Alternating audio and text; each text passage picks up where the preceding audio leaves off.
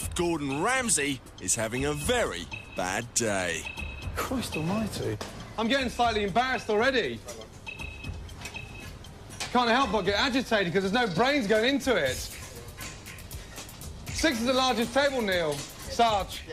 I don't understand why you do any more than that. His long-suffering staff are preparing top-quality food, but at a risk. The pressure is really on from the boss. Christ almighty. Huh? Sometimes I think it's me over-exaggerating, yeah, though. Huh? But Ramsay claims that there's a reason for the pressure. Sometimes, unfortunately, there's things that have gone on that I, release and combined the hurt on other items throughout that particular day to offload them. The key to Ramsay's troubles can be found in a small town in the west of England. It's where his younger brother Ronald lives. He's been an addict now for close to 5 years. Ronald is addicted to heroin. It's a great sadness, and I dread the phone call one day. I really do. I dread it because I can't see any way out at the moment. It's become a Ramsay family drama.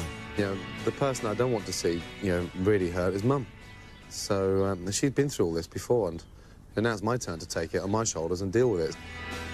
Gordon and Ronald grew up in Glasgow together. I mean, I'm not saying that because I'm looking for sympathy, but at times it hurts because I've got no one. It's very easy for that family to believe that they're a victim of this person, whereas in reality, the entire family is a victim of heroin.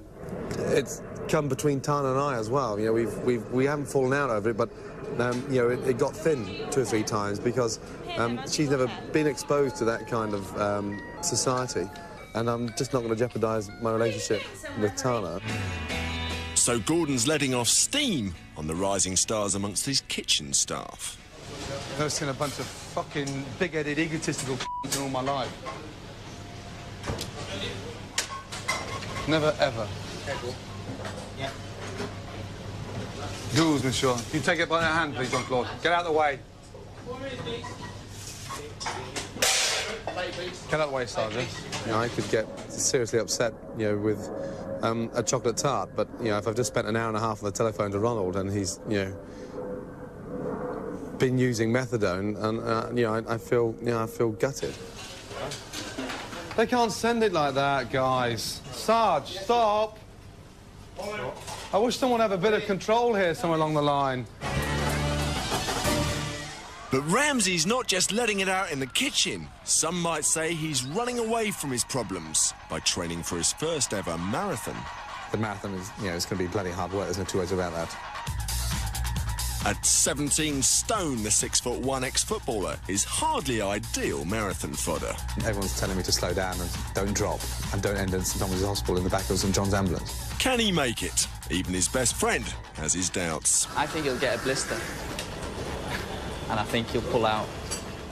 Or he'll hurt his calves. And can he find a route to beat his problems?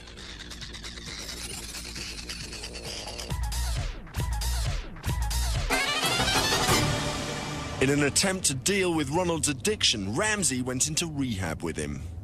I got told that I was an addict. I was a perfectionist, and it's an addiction. Clouds, a rehabilitation clinic favoured by celebrities, made Ramsay paranoid when Gordon and Ronald went into family therapy. I could not walk back in the doors home and explain to Tana what I've just gone through. She doesn't know that I got called an addict. Ramsay just couldn't cope. Throughout all the therapy, I took it on my shoulders because I felt guilty, because being successful, he rebels against that. So you can't help but blame yourself. Ronald's taken everything from me, and it still hasn't worked. That day, leaving Clouds, I had to get out. Ramsay says he's spent over £20,000 on rehab for Ronald, but it hasn't worked yet. For everyone who's addicted to heroin, if a thorough assessment of their situation is carried out, the correct treatment can be identified. It may not be the easiest one for them, but it will be the best one, and there's a good chance of it working. I feel far much better now because I've done it. I've got to the very, very top. I've climbed the very, very top with him. I've put him through rehab, and I've been there I've had tears with him on the telephone. We've gone fishing together. We've slept on a beach together.